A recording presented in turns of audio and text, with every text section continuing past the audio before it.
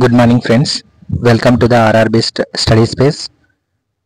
మనం ఎన్సీఆర్టీ సిరీస్లో తెలుగులో చెప్పుకుంటున్నాం కదా. ఇంతకుముందు ఫిజిక్స్ చెప్పుకున్నాము, ఇవాళ కెమిస్ట్రీ గురించి చెప్పుకుందాము. కెమిస్ట్రీలో నేను ఆమ్లాలు, క్షారాలు, లవణాల గురించి ఎక్స్ప్లెయిన్ చేస్తున్నాను. ఫస్ట్ ఆఫ్ ఆల్ ఆమ్లాలు, క్షారాలు, లవణాలు. సో దీన్ని యాసిడ్స్, బేస్ అండ్ సాల్ట్స్ అని పిలుస్తాము. మనం ముందు ఆమ్లాలు, క్షారాలు వీటి తెలుసుకునే ముందు సూచికల గురించి కొంచెం తెలుసుకోవాల్సి ఉంటుంది. సూచికలు అంటే ఏం లేదు, కొన్ని పదార్థాలు ఇతర పదార్థాలతో కలిసినప్పుడు వాటి రంగులో మార్పును సూచిస్తాయి అన్నమాట.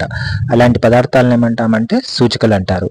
అంటే ఇప్పుడు ఒక పదార్థం ఉంది, ఇంకొక పదార్థంతో కలిసినప్పుడు వాటి రంగు అనేది మారుతుంది అనమాట. అలా రంగు మారడాన్ని మనం కూడా గమనిస్తాం కదా, ఆ దాన్నే మనం ఏమంటామంటే సూచికలు అంటారు. ఉదాహరణకు పసుపు పూసినటువంటి ఒక కాగితం కూడా మనం ఒక సహజ సూచికగా చూడొచ్చు. ఫర్ ఎగ్జాంపుల్, మీకు పొరపాటున ఏదైనా కానీ తెల్లని క్లాత్ పైన పసుపు మార్కలు అంటివి ఉన్నాయనుకోండి, మీరు వాష్ చేసేటప్పుడు సోప్తో పెట్టి వాష్ చేసేస్తే ఎల్లో కలర్లో ఉన్నటువంటి ఆ వైట్ క్లాత్ కాస్త ఆరెంజ్ కలర్లోకి మారుతుంది. అంటే ఇక్కడ ఏమవుతుంది, ఒక పదార్థము ఇతర పదార్థంతో కలిసింది, పసుపు అనే పదార్థము సోప్తో కలవడం వల్ల అక్కడ ఆరెంజ్ వచ్చింది అనమాట. అంటే ఇది ఏమవుతుందంటే పసుపు పూసినటువంటి కాగితము ఒక సహజ సూచికలాగా మనకు తెలుస్తుంది. అయితే సహజ సూచికలకు మరికొన్ని ఉదాహరణలు తీసుకున్నట్లయితే మందారం పూలు, మామిడాకులు, బీట్రూటు, గన్నేరు పూలు. ఇప్పుడు మందార పూలు కావచ్చు, మామిడి చెట్టు యొక్క ఆకులు. ఇప్పుడు మనం బీట్రూట్ ఎప్పుడైనా తినేటప్పుడు చూడండి, మన చేతికి కానీ ఎంత కలర్ అవుతుందో.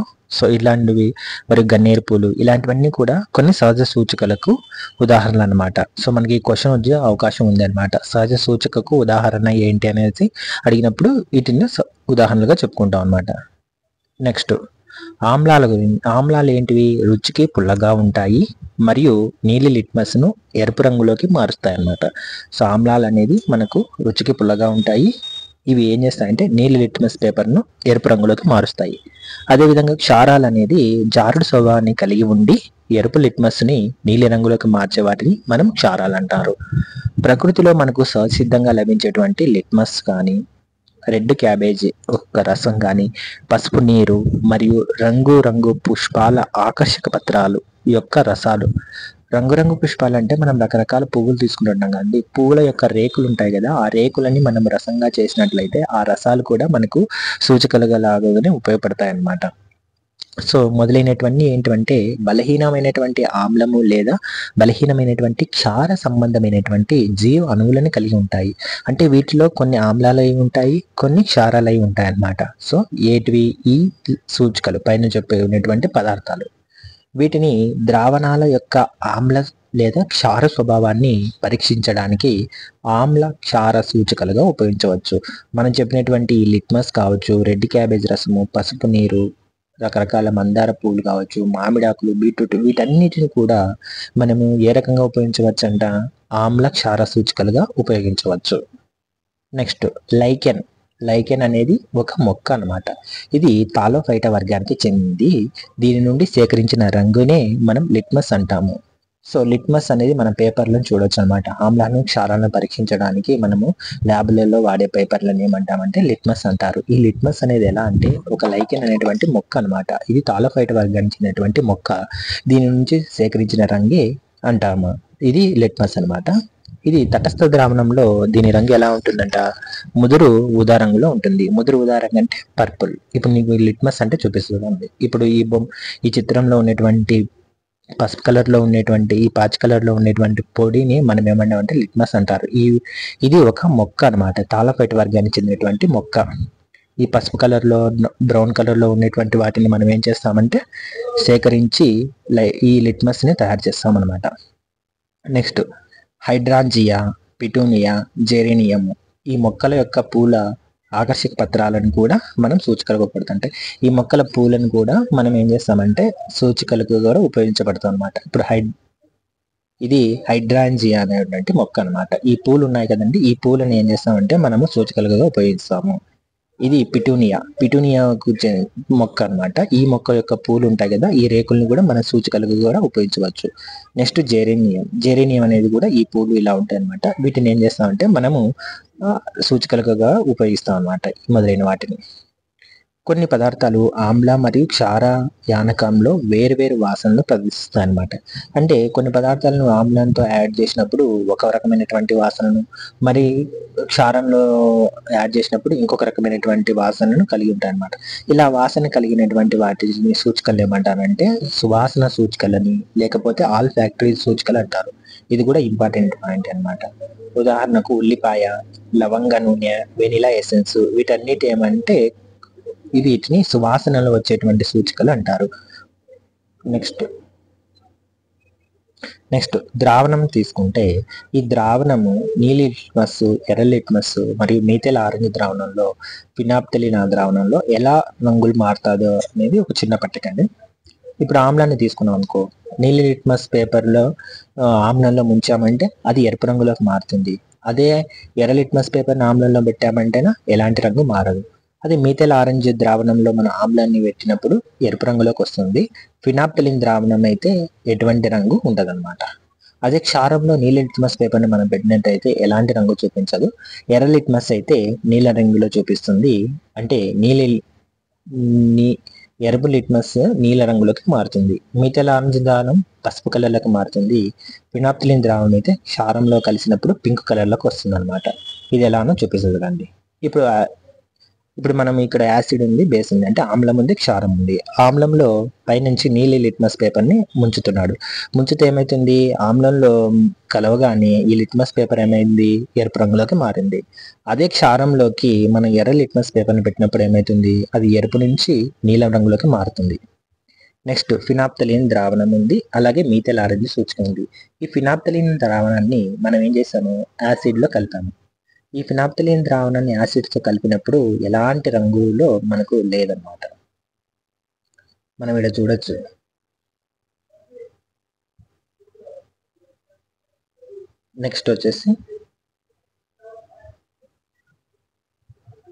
నెక్స్ట్ ఇక్కడ బేస్ ఉంది, క్షారంలో ఫినాప్థలిన్లో కలిసినప్పుడు ఏమైంది, పింక్ కలర్లోకి మారింది. అదే మీథైల్ ఆరెంజ్ సూచికను మనం యాసిడ్లో కలిపినప్పుడు ఎరుపు రంగులోకి వచ్చింది.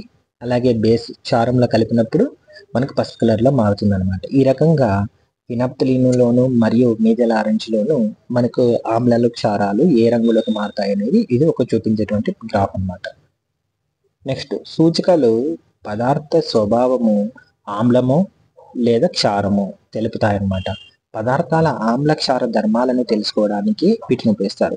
సూచికలు అంటే మనం తీసుకునేటువంటి ప్రతి పదార్థానికి ఆమ్ల గుణమో లేదా క్షార గుణమో ఉంటుందన్నమాట. ఆ గుణము ఏ గుణం ఉందో తెలుసుకోవడం కోసమే మనం సూచికలు ఉపయోగిస్తాం అనమాట. మనకు చీమ కుట్టినప్పుడు మన శరీరంలోకి ఫార్మిక్ ఆమ్లం అనేది విడుదల చేస్తుంది. ఆ విడుదల చేయడం వల్ల ఏమవుతుందంటే మనకు మంటగాను మరియు నొప్పిగా అనిపిస్తుంది.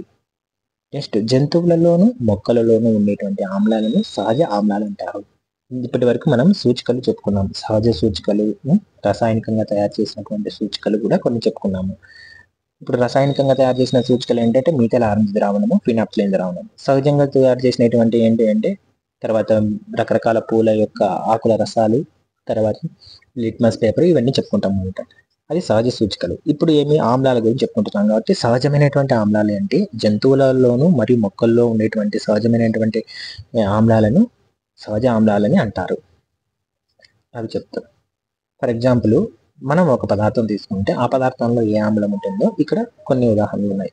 ఇప్పుడు మనం వెనిగర్ తీసుకుంటే వెనిగర్లో ఎస్టిక్ ఆమ్లం ఉంటుంది. మనం వెనిగర్ని ఎక్కడ గమనిస్తామంటే మనం ఫాస్ట్ ఫుడ్ సెంటర్లలో చూసినామంటేనే వాడు సోయా సాస్, చిల్లీ సాస్తో పాటుగా వైట్ కలర్లో ఉన్నటువంటి వెనిగర్ని కూడా మనకు ఈ ఫ్రైడ్ రైస్లలో యాడ్ చేస్తాడు అనమాట. అక్కడ గమనించవచ్చు. మనం ఏదైనా ఊరగాయ కనుక పికెల్ కనుక కొన్నామనుకో, ఆ పికెల్ యొక్క డబ్బాలో ఇంగ్రీడియంట్స్ ఉంటాయి చూడండి, ఆ ఇంగ్రీడియంట్స్లో ఖచ్చితంగా వెనిగర్ అనేది రాసి ఉంటుందన్నమాట. వెనిగర్ ఎందుకంటే ఆ పచ్చళ్ళు అనేది చెడిపోకోకుండా నిల్వ ఉండడం కోసం వాడతారు. ఈ వెనిగర్లో ఉండేటువంటి ఆమ్లమే ఎస్టిక్ ఆమ్లము. నెక్స్ట్ ఆలివ్ నూనెలో ఉండేటువంటి ఆమ్లాన్ని ఓలిక్ ఆమ్లం అంటారు. నెక్స్ట్ నిమ్మ మరియు నారింజ పండ్లు, ఈ నిమ్మ పండు మరియు నారింజ పండులో ఉండేటువంటి ఆమ్లము సిట్రిక్ ఆమ్లం అంటారు. నెక్స్ట్ కొవ్వు పదార్థాలు అంటే రకరకాల నూనెలు ఉంటాయి, జంతు సంబంధమైనటువంటి కొవ్వు పదార్థాలు ఉంటాయి. వీటిని మనం ఆహారంగా తీసుకున్నప్పుడు మనకు స్టెరిక్ ఆమ్లం అనేది దాంతో తయారవుతుంది. నెక్స్ట్ వెన్న తీసుకుంటే దాంట్లోంచి బ్యూటరిక్ ఆమ్లం వస్తుంది. నెక్స్ట్ ద్రాక్ష మరియు చింతపండు. ఈ ద్రాక్ష లేదా చింతపండు, ద్రాక్ష అంటే మనం నల్ల రంగులో ఉన్నటువంటి ద్రాక్ష తీసుకోవాలి. వీటిలో తీసుకుంటే మనకు టాటారిక్ ఆమ్లం వస్తుంది. చింతపండులో కూడా మనకు టాటారిక్ ఆమ్లం అనేది ఉంటుంది. నెక్స్ట్ మజ్జిగ, పెరుగు. మజ్జిగ మరియు పెరుగు వీటిల్లో లాక్టిక్ ఆమ్లం ఉంటుంది. పామాయిల్లో పామాటిక్ అనే ఆమ్లం ఉంటుంది. పాలకూర, టమాటా ఈ రెండిట్లో ఆక్సాలిక్ ఆమ్లం అనేది ఉంటుంది. ఉసిరి తీసుకున్నామంటే ఉసిరిలో అస్కార్బిక్ ఆమ్లం ఉంటుంది. ఈ అంతేకాకుండా ఎస్కార్బిక్ ఆమ్లాన్ని సి విటమిన్ కూడా అని పిలుస్తాము. యాపిల్ పండు, యాపిల్లో మనకు మాలిక్ ఆమ్లం ఉంటుంది. మానవుడి యొక్క మూత్రం కానీ జంతువు యొక్క మూత్రంలో యూరిక్ ఆమ్లం అనేది ఉంటుంది. తేనీరు, మనం తాగేటువంటి టీలలో మనకి ఎటువంటి ఆమ్లం ఉంటుందంటే టానిక్ ఆమ్లం అనేది ఉంటుంది. ఇప్పుడు మన సహజ ఆమ్లాలు చెప్పుకున్నాం కదా. సహజ ఆమ్లాలతో పాటు కొన్ని రసాయనిక ఆమ్లాలను వివిధ రకాల లవణాల నుండి తయారు చేస్తారనమాట. ఉదాహరణకు సల్ఫ్యూరిక్ ఆమ్లము, దీన్ని H2SO4 అంటారు. HCl హైడ్రోక్లోరిక్ ఆమ్లము, HNO3 అంటే నత్రిక్ ఆమ్లము. ఈ సల్ఫ్యూరిక్ ఆమ్లము, హైడ్రోక్లోరిక్ ఆమ్లము మరియు నత్రిక్ ఆమ్లాలను మనము రసాయనికంగా తయారు చేస్తాం కాబట్టి వీటిని రసాయనిక ఆమ్లాలని పిలుస్తారనమాట. ఇప్పుడు మందార పువ్వు లేదా మిథైల్ ఆరెంజ్. ఈ మిథైల్ ఆరెంజ్లో ఒక కత్తిని మనము అద్ది నిమ్మకాయను కోసినట్లయితే మనకు నిమ్మరసంలో ఉన్నటువంటి సిట్రిక్ ఆమ్లంతో కలవడం వల్ల మనకు ఎర్రగా మారుతుంది. సో దీన్ని ఎక్కడ ఎవరు ఎక్కువగా ఉపయోగిస్తుంటారంటే మంత్రగాళ్ళు మరియు గాలిడి విద్యలు చేసేవాళ్ళు ఈ కత్తి మిథైల్ ఆరెంజ్లో అద్దబడినటువంటి కత్తితో నిమ్మపండు కోసినప్పుడు అక్కడ కెమికల్ రియాక్షన్ జరిగి మనకు ఎరుపు రంగులో వస్తుంది. ఉదాహరణకు ఇక్కడ మనం గమనించినట్లయితే కత్తితో నిమ్మపండు కోస్తున్నాడు, అక్కడ ఎరుపు రంగులో మనకు రసం కారుతుంది. వాళ్ళు ఏమంటారంటే రక్తం వస్తుంది అన్నట్టుగా మనకు భ్రమ కలిగిస్తారనమాట. నెక్స్ట్ క్షారము, క్షారాలు వాటి యొక్క పదార్థాలు అనమాట. సో ఇప్పుడు మనం కాల్షియం హైడ్రాక్సైడ్ అనేటువంటి క్షారాన్ని తీసుకున్నాం అనుకో, మనకి ఇది ఎక్కడ లభిస్తుందంటే సున్నపు నీటిలో లభిస్తుంది. అమోనియా హైడ్రాక్సైడ్ తీసుకుంటే మనము గాజుని శుభ్రపరిచే ద్రవాలు, అంటే ఇప్పుడు కోలిన్ అనేటువంటి స్ప్రే ఉంటుంది కదండి, ఏదైనా క్లీన్ చేసుకోవడానికి, ఇంట్లో గాజు అద్దాలు వీటిని శుభ్రం చేసుకోవడానికి మనం వాడేటువంటి ద్రావణంలో అమోనియం హైడ్రాక్సైడ్ ఉంటుంది. సోడియం హైడ్రాక్సైడ్ లేదా పొటాషియం హైడ్రాక్సైడ్, మనం వాష్ చేసేటువంటి సోపులు కావచ్చు, తర్వాత ఫేస్ వాష్కి వాడుకునేటువంటి సోపులలో కూడా మనకు సోడియం అనేటువంటి ఇంగ్రీడియంట్ ఉంటుంది. మీరు కావాలంటే సోపు యొక్క బ్యాక్ సైడ్ ఉన్నటువంటి ఇంగ్రీడియంట్స్లో మనం వెతకచ్చు అనమాట. సో సోడియము, పొటాషియం ఉంది. సో మెగ్నీషియం హైడ్రాక్సైడ్, మెగ్నీషియం హైడ్రాక్సైడ్ని మనం మిల్క్ ఆఫ్ మెగ్నీషియం అంటారు. ఇది ముందు కూడా తెలుసుకుంటాము. నెక్స్ట్ యాసిడ్ అనే పదము లాటిన్ పదమైనటువంటి ఎసిర్ అనే నుండి పుట్టిందనమాట. ఇక్కడ ఎసిర్ అంటే ఏంటంటే పుల్లని అని అర్థం అనమాట. సో కనుక ఆమ్లాలు మనకి ఏముంటాయి, రుచికి పుల్లగా ఉంటాయి కాబట్టి ఆమ్లాలను కనిపెట్టింది ఎవరంటే రాబర్ట్ బాయిల్ అనమాట. సో ఆమ్లాలను మొదటగా గుర్తించింది ఎవరంటే రాబర్ట్ బాయిల్. సో అర్హీనియస్ అనేటువంటి సైంటిస్ట్ ఒక సిద్ధాంతాన్ని వివరించాడు అనమాట. ఆ సిద్ధాంతం ప్రకారము నీటిలో కరిగి హైడ్రోజన్ అయాన్ని ఇచ్చేటువంటి ఏ పదార్థమైనా ఆమ్లము అని అంటారు. ఇప్పుడు ఒక పదార్థం తీసుకున్నాము, ఆ పదార్థాన్ని నీటిలో కలిపినాం అనుకో, మనకు ఆ నీటిలో కలిపడం వల్ల హైడ్రోజన్ వాయువు కనుక వెలువడింది అనుకో, ఆ పదార్థాన్ని మనం ఆమ్లము అని పిలుస్తాము అని చెప్పి అర్హీనియస్ అంటున్నాడు అండి. నెక్స్ట్ కొన్ని ఆమ్లాల గురించి ఇన్ డీటెయిల్గా చెప్పుకున్నాము. సల్ఫ్యూరిక్ ఆమ్లము, సల్ఫ్యూరిక్ ఆమ్లం అంటే H2SO4. దీనికి మరొక పేర్లు వచ్చేసి గంధకి ఆమ్లం అని పిలుస్తారు. ఆమ్లాలలోకెల్లా రారాజ్ అని కూడా దీన్ని పిలుస్తారు. సో మనం సల్ఫ్యూరిక్ ఆమ్లాన్ని ఎక్కడెక్కడ ఉపయోగిస్తుంటాం అంటే బ్యాటరీలు. ఇప్పుడు మనం మోటార్ సైకిల్స్కి, కార్లలో, ఇంట్లో వాడేటువంటి బ్యాటరీలు ఉంటాయి కదా, ఇన్వర్టర్స్, వీటిలో పోసేటువంటి యాసిడ్లో మనకు సల్ఫ్యూరిక్ ఆమ్లం ఉంటుంది అనమాట. సో పేలుడు పదార్థాలలో కూడా మనం వాడే రకరకాల పేలుడు పదార్థాలు, టపాసులలో వీటిల్లో కూడా సల్ఫ్యూరిక్ ఆమ్లం అనేది మిక్స్ చేయబడి ఉంటుంది. ఆమ్ల వర్షానికి ప్రధానమైనటువంటి కారణం ఏంటంటే ఈ వాయువు అనమాట. మనకు సల్ఫ్యూరిక్ ఆమ్లము అనేది ఆమ్ల వర్షాలకి ప్రధానంగా ఉంది. మనకు ఫ్యాక్టరీ నుండి వెలువడేటువంటి సల్ఫర్ డైఆక్సైడ్ వాతావరణంలోకి వెళ్ళిన తర్వాత అది సల్ఫ్యూరిక్ ఆమ్లంగా మారి మనకు ఆమ్ల వర్షానికి దారితీస్తుంది అనమాట. ఆమ్ల వర్షానికి కలిగే నష్టాలు తర్వాత చాప్టర్లో మనం నేర్చుకుందాము. నెక్స్ట్ నత్రిక్ ఆమ్లం, నత్రిక్ ఆమ్లాన్ని యొక్క రసాయనిక నామం వచ్చేసి HNO3 అనమాట.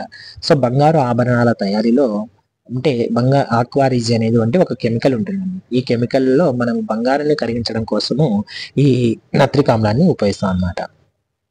Next RDX, dynamite, TNT, picric ఆమ్లం వంటి పేలుడు పదార్థాల తయారీలో ఈ నత్రిక్ ఆమ్లం అనేది ఖచ్చితంగా ఉపయోగిస్తారు. ఇప్పుడు మీకు చూపించే ప్రయత్నం చేస్తా. ఇది TNT అనమాట, ట్రై నైట్రోటోలిన్ అంటారు. ఇది ఒక పేలుడు పదార్థం అనమాట. ఇది మిలిటరీలలో అక్కడ ఇక్కడ వాడుతుంటారు అనమాట. నెక్స్ట్ ఇది డైనమైట్ అనమాట. డైనమైట్ కూడా ఇది ఒక పేలుడు మాత్రం అనమాట. నెక్స్ట్ వచ్చేసి ఇది RDX అనమాట. సో RDX ఇట్లా విస్ఫోటనం చెందితే ఈ రకంగా ఉంటుంది అనమాట. నెక్స్ట్ మీకు అక్వారిజా చెప్తున్నా కదా. అక్వారిజా అంటే ఈ HNO3 వచ్చేసి ఒక పార్ట్ అన్ని HCl 3 పార్ట్. సో ఈ HCl అంటే హైడ్రోక్లోరిక్ ఆమ్లం, HNO3 అంటే నత్రిక్ ఆమ్లాన్ని ఒక భాగం తీసుకుంటాము, హైడ్రోక్లోరిక్ ఆమ్లాన్ని 3 భాగాలుగా తీసుకొని ఈ రెండు మిక్స్ చేసి అందులో మనం గోల్డ్ కనుక వేసినట్లయితే గోల్డ్ అనేది కరుగుతుంది అనమాట. ఆ కరిగినటువంటి గోల్డ్ మనకు నచ్చినటువంటి ఆభరణాలుగా తయారు చేయడం కోసము మనం ఉపయోగిస్తాం అనమాట. నెక్స్ట్ వచ్చేసి ఎస్టిక్ ఆమ్లము. ఎస్టిక్ ఆమ్లాన్ని CH3COOH అంటారు. ఇది ఒక బలహీనమైనటువంటి ఆమ్లాల్లో ఇలా బలహీనమైన ఆమ్లంగా చెప్తాము. ఇది ఎందుకు ఉపయోగిస్తామంటే సెల్యులోజ్ ఫైబర్, కృత్రిమంగా ఫైబర్ని తయారు చేయడం కోసము దీన్ని వాడతారు. ఎసిటోన్ మరియు ఎస్టర్ల తయారీలో వాడతారు. ఎసిటోన్ అంటే ఏంటంటే ఇప్పుడు నెయిల్ పాలిష్ ఉంటాయి కండి, నెయిల్ పాలిష్ని రిమూవ్ చేసే వాటిని ఎసిటోన్ అనేది ఖచ్చితంగా ఉంటుంది. ఇప్పుడు లేడీస్ మనం చూస్తుంటాము నెయిల్ పాలిష్ చేసుకుంటుంటారు. వాళ్ళు ఏదైనా కొత్త రంగు వేసుకోవాలనుకున్నప్పుడు పాత ఉన్నటువంటి నెయిల్ పాలిష్ని రిమూవ్ చేయడం కోసం ఈ ఎసిటోన్ అనేటువంటిది ఎక్కువగా యూజ్ చేస్తారు. ఎస్టర్లు, సో రకరకాల ప్లాస్టిక్ తయారీలలో కూడా ఈ ఎస్టర్లు అనేది ఉంటాయి. అద్దకాలు, ప్లాస్టిక్స్, ఔషధాల తయారీ. రకరకాల అద్దకాలు అంటే రంగుల్లోనూ, ప్లాస్టిక్ వస్తువులను, ఔషధాలు, కొన్ని రకాల కెమికల్లో కూడా మనం ఎస్టిక్ ఆమ్లాన్ని యూజ్ చేస్తాం అనమాట. లెటెక్స్ నుండి రబ్బర్ స్కందనాన్ని తయారీలో కూడా వాడతారు. లెటెక్స్ అంటే ఏం లేదు, ఇది కేరళలో మనం ఎక్కువగా చూస్తుంటాము. రబ్బర్ చెట్లు ఉంటాయన్నమాట. ఈ రబ్బర్ చెట్ల నుండి రబ్బర్ చెట్టుకి మనం ఒక కాటు పెట్టామంటే అది చిక్కటి పాల వలె ఒక ద్రవాన్ని స్రవిస్తుంది అనమాట. ఆ ద్రవాన్ని మనం లేటెక్స్ అంటాము. ఆ లేటెక్స్ నుండి మనం రబ్బర్ తయారు చేస్తారనమాట. నెక్స్ట్ వెనిగర్ రూపంలో పచ్చళ్ళు నిల్వ చేయడంలోను లేదా పండ్లు నిల్వ చేయడం, మన పచ్చి పండ్లను కోస్తాం కదండి, వాటిని ఎక్కువ రోజులు నిల్వ ఉంచడం కోసము ఎస్టిక్ ఆమ్లం అనేది ఉపయోగిస్తారు. అలాగే వెనిగర్ రూపంలోనే ఈ వెనిగర్లోనే ఎస్టిక్ ఆమ్లం ఉంటుంది. అలాగే మనకు వెనిగర్ రూపంలో పచ్చళ్ళు నిల్వ ఉంచడం కోసం. ఇప్పుడు లెటెక్స్ గురించి చెప్తాను. ఇది చూడండి లెటెక్స్. ఇది ఒక రబ్బర్ చెట్టు. ఈ రబ్బర్ చెట్టు నుండి పాలు ఏ విధంగా కారుతున్నాయి, ఇలా పాలను సేకరించి వీటి నుండి రబ్బర్ తయారు చేస్తారనమాట. నెక్స్ట్ హైడ్రోక్లోరిక్ ఆమ్లం. మనం తినేటువంటి ఆహారంతో పాటు ప్రవేశించే బ్యాక్టీరియాలను చంపడానికి హైడ్రోక్లోరిక్ ఆమ్లం వాడతాం అనమాట. మన కడుపులో ఆల్రెడీ హైడ్రోక్లోరిక్ ఆమ్లం అనేది ఉంటుంది. సో మనం ఏదైనా తిన్నామనుకో, సరిగా క్లీన్ చేయకోకుండా ఉన్నటువంటి ఆహార పదార్థాలను మనం తింటాం. అలా తిన్నప్పుడు ఏదైనా బ్యాక్టీరియా కనుక మన శరీరంలో ప్రవేశిస్తే మన కడుపులో ఉన్నటువంటి హైడ్రోక్లోరిక్ ఆమ్లం ఆ బ్యాక్టీరియాను చంపడానికి ఉపయోగిస్తుంది. అక్వారిజా తయారీలో మనం ఆల్రెడీ ఉపయోగిస్తాం చెప్పాము. ఒక భాగము నత్రిక్ ఆమ్లము, 3 భాగాలు హైడ్రోక్లోరిక్ ఆమ్లం కలిపితే అక్వారిజా తయారవుతుంది. ఈ అక్వారిజా కూడా హైడ్రోక్లోరిక్ ఆమ్లం ఉపయోగించబడుతుంది. లోహాలను శుద్ధి చేయడం కోసము హైడ్రోక్లోరిక్, రకరకాల పదార్థాలని మనము క్లీన్ చేయడం కోసము దీన్ని వాడతాం అనమాట.